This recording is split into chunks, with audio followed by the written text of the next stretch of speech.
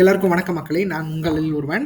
நாம இந்த காணொளியில என்ன பார்க்க போறோம் அப்படின்னு பார்த்தீங்க அப்படின்னா, 2026 சட்டப்பேரவைத் தேர்தல் தமிழ்நாட்டில் நடக்க போற காரணத்தினால, எந்தெந்த கட்சிகள் எப்படியெல்லாம் வாக்கு சதவீதங்கள் வாங்கியிருக்காங்க, எப்படியெல்லாம் வெற்றி பெற்றிருக்காங்க, எப்படியெல்லாம் தோல்வி அடைஞ்சிருக்காங்க, இந்த தொகுதியில் அவங்களுக்கு வாக்கு சதவீதங்கள் எப்படியெல்லாம் இருக்கு அப்படிங்கிற ஒரு தொகுப்பு பார்த்துக்கிட்டு இருக்கோம். வரப்போகும் தேர்தல்களில் எப்படியெல்லாம் வெற்றி பெறுவாங்க அப்படிங்கிற ஒரு கணிப்பையும் பார்த்துக்கிட்டு இருக்கோம். அந்த வகையில் இன்னைக்கு நம்ம காண போற தொகுதி என்னன்னு பார்த்தீங்க அப்படின்னா, புதுக்கோட்டை மாவட்டத்தில் இருக்க திருமயம் தொகுதி தான் பார்க்க போறோம். திருமயம் தொகுதியை பொறுத்தளவுக்கு பார்த்தீங்கன்னா, முன்னாள் சட்டத்துறை அமைச்சருமான இப்ப கனிம வளத்துறை அமைச்சராக இருக்கிற ரகுபதி அவர்களோட தொகுதி தான். வாங்க நிகழ்ச்சிக்கு போலாம். அதுக்கு முன்னாடி நம்ம சேனலை சப்ஸ்கிரைப் பண்ண மறக்காதீங்க மக்களே. திருமயம் தொகுதியை பொறுத்தளவுக்கு பார்த்தீங்க அப்படின்னா, சுதந்திரம் பெற்றதற்கு பின் 16 முறை இந்த இடத்துல எலெக்ஷன் நடந்திருக்கு. அந்த வகையில இந்திய தேசிய காங்கிரஸ் 1952, 1957, 1962, 1980, 1984, 2006ங்கிற வாக்குல இந்த இடத்துல வெற்றி பெற்றிருக்காங்க. அடுத்து திமுக பார்த்தீங்க அப்படின்னா 1967, 1971, 1977, 1989, 2016, 2021ங்கிற வாக்குல இந்த இடத்துல வெற்றி பெற்றிருக்காங்க. அடுத்து அதிமுக பார்த்தீங்க அப்படின்னா 1991, 2001, 2011ல இந்த இடத்துல வெற்றி பெற்றிருக்காங்க. அடுத்து தமிழ் மாநில காங்கிரஸ் மூப்பனார் பார்த்தீங்க அப்படின்னா 1996ல இந்த இடத்துல வெற்றி பெற்றிருக்காங்க. திருமயம் தொகுதி 16 முறை எலெக்ஷன்ல 6 முறை இந்திய தேசிய காங்கிரஸும், 6 முறை திமுகவும், 2 முறை அதிமுகவும், 1 முறை தமிழ் மாநில காங்கிரஸ் மூப்பனார் கட்சியும் வெற்றி பெற்றிருக்காங்க அப்படிங்கிறது குறிப்பிடத்தக்கது. திருமயம் சட்டமன்ற தேர்தல் விவரங்களை பார்த்துருவோம். அந்த வகையில் 2016, 2021 தேர்தலில் நம்ம எல்லா தொகுதிகளையும் பார்த்துக்கிட்டு இருக்கோம். 2016 பொறுத்தளவுக்கு பார்த்தீங்க அப்படின்னா இந்த தொகுதியில நம்ம திமுக தான் வெற்றி பெற்றிருக்காங்க. திமுக பொறுத்த மட்டும் பார்த்தீங்கன்னா ரகுபதி அவர்கள் தான் போட்டிட்டு இருக்காரு. ரகுபதி அவர்கள் பார்த்தீங்க அப்படின்னா 72,373 வாக்குகளும் 46.20% பெற்று இந்த இடத்துல அவர் வெற்றி பெற்றிருக்கிறாரு. அடுத்து அதிமுக சார்பில் இந்த இடத்துல பி.கே. வைரமுத்து அப்படிங்கிறவர் போட்டியிட்டு 71,607 வாக்குகளும் 45.7% பெற்று இந்த இடத்துல அவர் 2ஆம் இடத்தை பிடிச்சிருக்காரு அப்படிங்கிறது குறிப்பிடத்தக்கது. அடுத்து மக்கள் நல கூட்டணி சார்பில் இந்த இடத்துல தமிழ் மாநில காங்கிரஸ் மூப்பனார் கட்சியை சேர்ந்த பி.எல். சிதம்பரம் அப்படிங்கிறவர் தான் போட்டிட்டு இருக்கிறாரு. 5,096 வாக்குகளும் 3.3% பெற்று இந்த இடத்துல அவர் 3ஆம் இடத்தை பிடிச்சிருக்கிறாரு. அடுத்து நாம் தமிழர் பார்த்தீங்க அப்படின்னா கனக ரத்தினம் அப்படிங்கிறவர் போட்டிக்கிட்டு 2,323 வாக்குகளும் 1.5% பெற்று இந்த இடத்துல அவங்க 4ஆம் இடத்தை பிடிச்சிருக்காங்க அப்படிங்கிறது குறிப்பிடத்தக்கது. அடுத்து 2021 சட்டப்பேரவை தேர்தல் திருமயத்தை பொறுத்தளவுக்கு பார்த்தீங்க அப்படின்னா மீண்டும் ரகுபதி அவர்கள் திமுக சார்பில் போட்டியிட்டு 71,349 வாக்குகளும் 41.10% பெற்று இந்த இடத்துல அவர் வெற்றி பெற்றிருக்கிறாரு. அடுத்து அதிமுக பார்த்தீங்க அப்படின்னா அதிமுக சார்பில் பி.கே. வைரமுத்து அவர் மீண்டும் போட்டியிட்டு அவர் 69,967 வாக்குகளும் 40.30% பெற்று இந்த இடத்துல அவர் 2ஆம் இடத்தை பிடிச்சிருக்காரு. அடுத்து பார்த்தீங்க அப்படின்னா நாம் தமிழர் சார்பில் இந்த இடத்துல சிவராமன் அப்படிங்கிறவர் போட்டிக்கிட்டு 11,061 வாக்குகளும் 8.7% பெற்று இந்த இடத்துல அவர் 3ஆம் இடத்தை பிடிச்சிருக்காரு. 4ஆம் இடத்தை பிடிச்சிருக்காரு. இண்டிபெண்டன்ட் கேண்டிடேட் செல்வகுமார் அப்படிங்கிறவர் பார்த்தீங்கன்னா 15,000 வாக்குகளுக்கு மேலே பெற்று அவர் 3ஆம் இடத்தையும் நாம் தமிழர் 4ஆம் இடத்தை பிடிச்சிருக்காங்க அப்படிங்கிறது குறிப்பிடத்தக்கது. அடுத்து திருமயம் மக்களவை தேர்தல் நிலவரங்களை பார்த்துருவோம். அந்த வகையில் நம்ம 2 மக்களவை தேர்தல் நிலவரங்கள் பார்த்துட்டு இருக்கோம். 2019, 2024. 2019 பொறுத்தளவுக்கு பார்த்தீங்க அப்படின்னா அதிமுக சார்பில் இந்த இடத்துல பாரதிய ஜனதா தான் நின்னாங்க. ராஜா அவர் தான் போட்டியிட்டாரு. அவர் 41,405 வாக்குகளும் 19.66% பெற்று இந்த இடத்துல அவர் 2ஆம் இடத்தை பிடிச்சிருந்திருக்காரு. அதே பார்த்தீங்கன்னா திமுக கூட்டணியில் இருந்த இந்திய நேஷனல் காங்கிரஸ் பி. சிதம்பரம் அவர் தான் போட்டிட்டு இருக்காரு. அவர் 84,093 வாக்குகளும் 39.92% பெற்று மிகப்பெரிய அளவில் அவர் சிவகங்கை தொகுதியை பெற்றிருந்தாரு. அதுக்கு இந்த தொகுதி மிகப்பெரிய அளவில் கை கொடுத்திருக்கு. அடுத்து நாம் தமிழர் சார்பில் இந்த இடத்துல பார்த்தீங்கன்னா சக்தி பிரியா அப்படிங்கிறவங்க போட்டிக்கிட்டு 8,772 வாக்குகளும் 4.16% பெற்று இடத்துல அவர் 3ஆம் இடத்தை பிடிச்சிருக்காங்க அப்படிங்கிறது குறிப்பிடத்தக்கது. அது அடுத்து பார்த்தீங்கன்னா 2024 மக்களவை தேர்தலை பொறுத்தளவுக்கு பார்த்தீங்கன்னா கடந்த ஆண்டு நடந்து முடிந்த மக்களவை தேர்தல்களில் இந்த தொகுதியில இந்த இடத்துல பார்த்தீங்கன்னா மீண்டும் பார்த்தீங்கன்னா திமுக சார்பில் இந்தியன் நேஷனல் காங்கிரஸ் சார்பில் பி. சிதம்பரம் அவர் தான் போட்டிட்டு இருக்காரு. அவர் 65,411 வாக்குகளும் 36.03% பெற்று இந்த இடத்துல அவர் வெற்றி பெற்றிருக்காரு. ஆனா போன தடவை பெற்றப்ப இந்த தடவை திருமயம் தொகுதியில மிகப்பெரிய அளவில் டிராபேக் திமுக கூட்டணி சரிவு சந்திச்சிருக்குது அப்படிங்கிறது குறிப்பிடத்தக்கது. அடுத்து பாத்தீங்க அப்படின்னா 2024 அதிமுக கூட்டணி சார்பில் இந்த இடத்துல பாத்தீங்கன்னா சேவியர் தாஸ் அப்படிங்கிறவர் போட்டியிட்டு 40,167 வாக்குகளும் 22.12% தனிச்சு போட்டியிட்டு அவங்க பெற்றிருக்காங்க அப்படிங்கிறது குறிப்பிடத்தக்கது. அதிமுக பொறுத்த மட்டும் அப்படிங்கிறது குறிப்பிடத்தக்கது. அடுத்து 3ஆம் இடத்துல பாத்தீங்கன்னா நாம் தமிழர் கட்சி தான் இருக்காங்க. எழிலரசி அப்படிங்கிறவங்க போட்டிக்கிட்டு 22,917 வாக்குகளும் 12.62% பெற்று இந்த இடத்துல அவங்க 3ஆம் இடத்தை பிடிச்சிருக்காங்க. அடுத்து என்டிஏ சார்பில் பாத்தீங்க அப்படின்னா பாஜக தான் இந்த இடத்துல நின்றுருக்காங்க. தேவேந்திரன் யாதவ் அப்படிங்கிறவர் போட்டிக்கிட்டு 19,624 வாக்குகளும் 10.81% பெற்று இந்த இடத்துல அவங்க 4ஆம் இடத்தை பிடிச்சிருக்காங்க அப்படிங்கிறது குறிப்பிடத்தக்கது. அடுத்து திருமயம் தொகுதி 4 தேர்தல் நிலவரங்களை பார்த்துருவோம். அந்த வகையில நம்ம 4 தேர்தல்களில் அதிமுக பொறுத்த மட்டும் பார்த்தீங்கன்னா 2016 45.70%, 2019 19.66%, 2021 41.10%, 2024 22.12% பெற்று இந்த இடத்துல அவங்க ஒரு கணிசமான வாக்குகள மட்டும் தான் வச்சிருக்காங்க. வெற்றி பெறும் நிலையில இருக்குமா அப்படின்னு பார்த்தீங்கன்னா, கொஞ்சம் டவுட் தான். ஸோ அது எப்படி பண்ண போறாங்க அப்படிங்கிறத நம்ம பொறுத்திருந்து பார்க்கலாம். ஆக மொத்தத்தில பார்க்குறப்போ 2021 தேர்தல்லயும் இந்த இடத்துல வந்து அவைங்க கோட்டை விட்டுருந்தாங்க. ஸோ 2021 பொறுத்தளவுக்கு எப்படி இருக்க 2026 பொறுத்தளவுக்கு எப்படி இருக்குன்னு பார்க்கலாம். திமுகவ பொறுத்தளவுக்கு பார்த்தீங்க அப்படின்னா, இந்த இடத்துல வந்து அதாவது அமைச்சரா இருக்கிற ரகுபதி அவர்கள் பார்த்தீங்கன்னா, கனிம வளத்துறை அமைச்சரா இருக்காரு இப்போ. அவர் பார்த்தீங்க அப்படின்னா, மிகப்பெரிய அளவுல இந்த இடத்துல வந்து சோபிக்கலனாலும், அவருக்கு தேவையான வெற்றிய அவர் பெற்றுக்கிட்டு இருக்காரு. 2016ல 46.20% 2019ல 39.92%, 2021 41.10%, 2024ல 36.03% பெற்று இந்த இடத்துல அவரு ஒரு கணிசமான வாக்குகள அவர் நிலைநிறுத்திட்டு இருக்காரு. ஆனா 2024ல மிக குறைவான வாக்குகள் வாங்கியிருக்க காரணத்தினால 2026 எப்படி இருக்கும் அப்படிங்கிறத திமுகக்கு நம்ம பொறுத்திருந்து பார்க்கலாம்.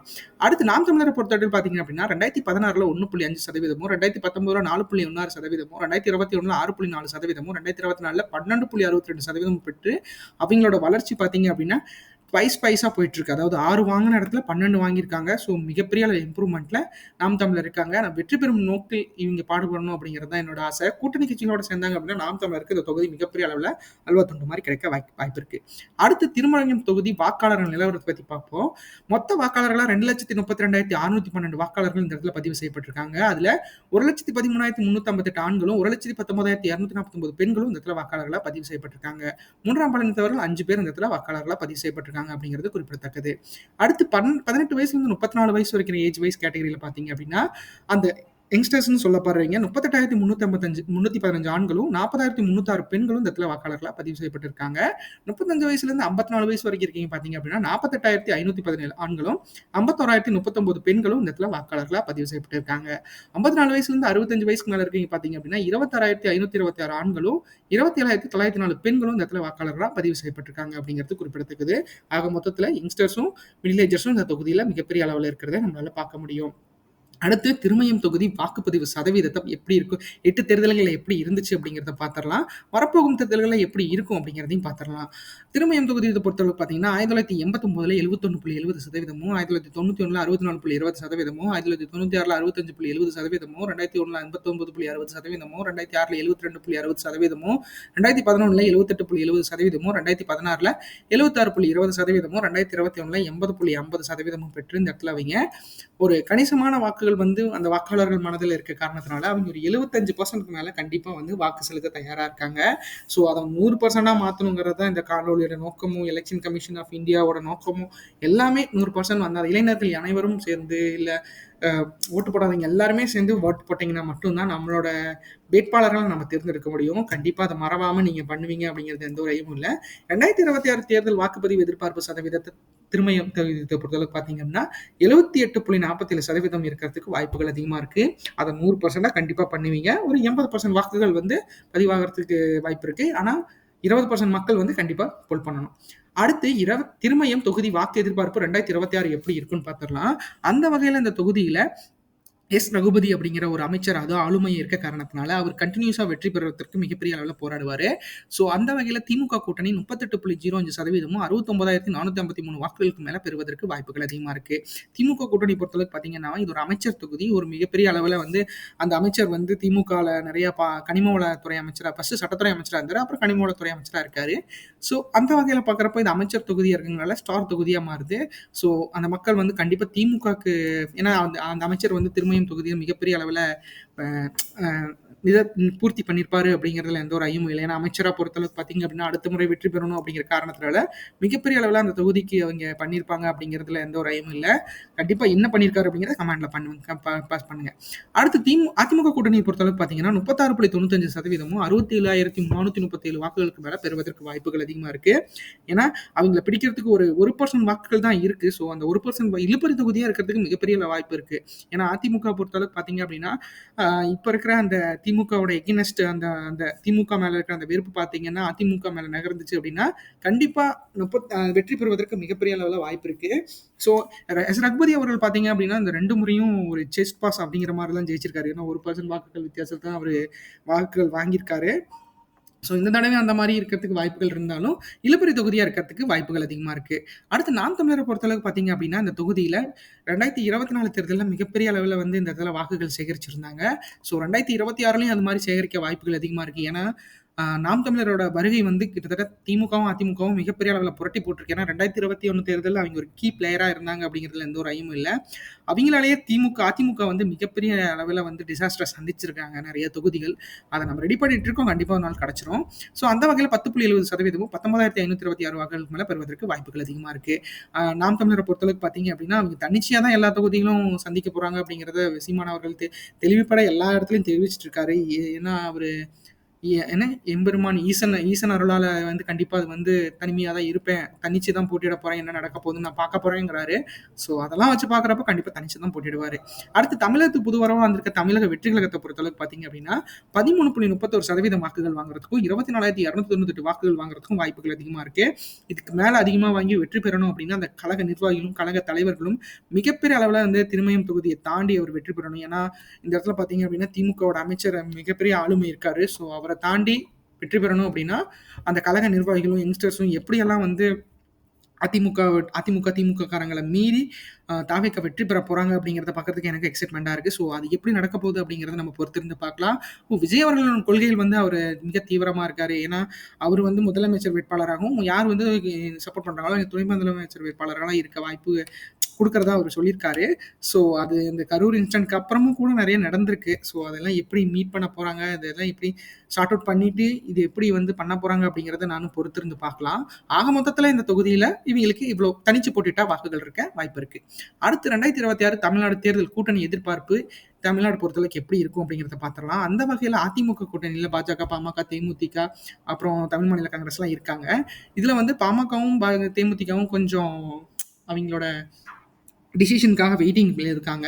ஸோ எப்படி இவங்களோட சேர்றதுக்கு வாய்ப்புகள் அதிகமாக இருக்குது. அதிமுக கூட்டணியோட சேர்ந்தாங்க அப்படின்னா 36.95% வாங்குறதுக்கு வாய்ப்புகள் அதிகமாக இருக்குது.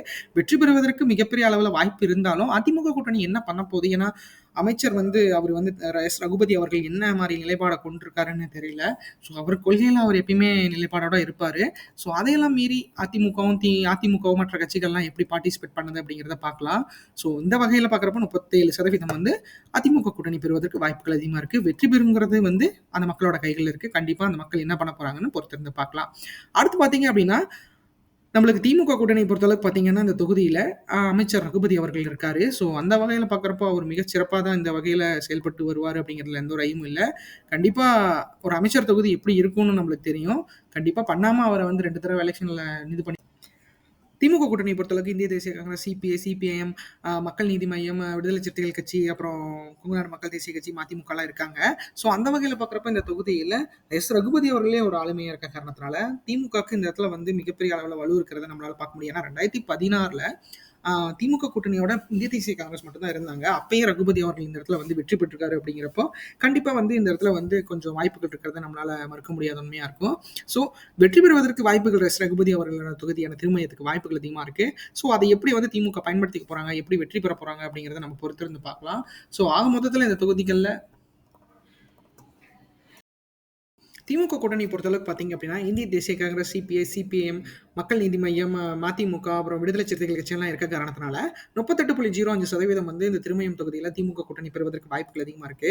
இருந்தாலும் எஸ் ரகுபதி அவர்கள் அமைச்சர் தொகுதி அப்படிங்கிற காரணத்தினால அவர் வெற்றி பெறுவதற்கு ஒரு 70-80% வாய்ப்புகள் அதிகமாக இருக்கு. ஏன்னா இந்த தொகுதியை பொறுத்தளவுக்கு பார்த்தீங்கன்னா அவர் 2 வருஷம் ஹோல்ட் பண்ணி வச்சிருக்காரு.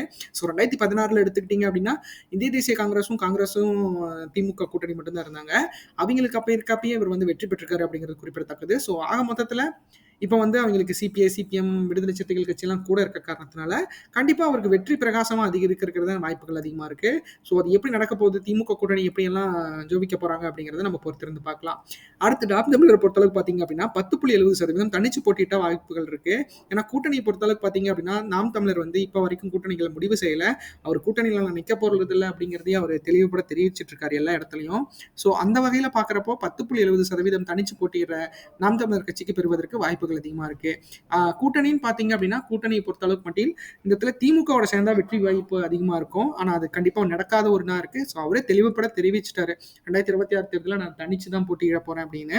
ஸோ அந்த வகையில பாக்குறப்ப 10.70% வாய்ப்புகள் அதிகமா இருக்கு. அடுத்து தமிழக வெற்றி கழகத்தை பொறுத்தளவுக்கு பாத்தீங்க அப்படின்னா 13.31% தனிச்சு போட்டியிட்டா இருக்கிறதுக்கு வாய்ப்புகள் அதிகமா இருக்கு.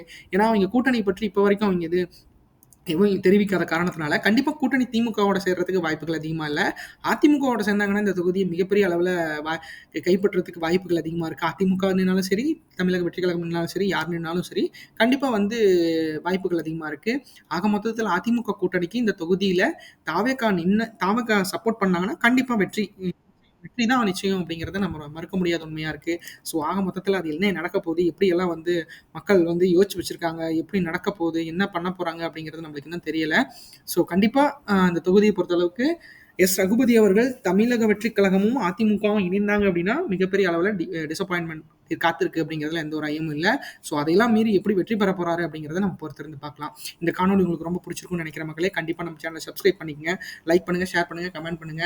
நம்மளுக்கு நிறைய சப்போர்ட் பண்ணுங்க. ஒவ்வொரு தொகுதியா நம்ம ரிலீஸ் பண்ணிட்டு இருக்கோம். கண்டிப்பா நம்மளால நம்ம எல்லா தொகுதியும் நாங்க குடுப்போம் நம்புறோம். லைக் பண்ணுங்க, ஷேர் பண்ணுங்க, கமெண்ட் பண்ணுங்க. சப்ஸ்கிரைப் பண்ணிக்கங்க. நன்றி, வணக்கம்.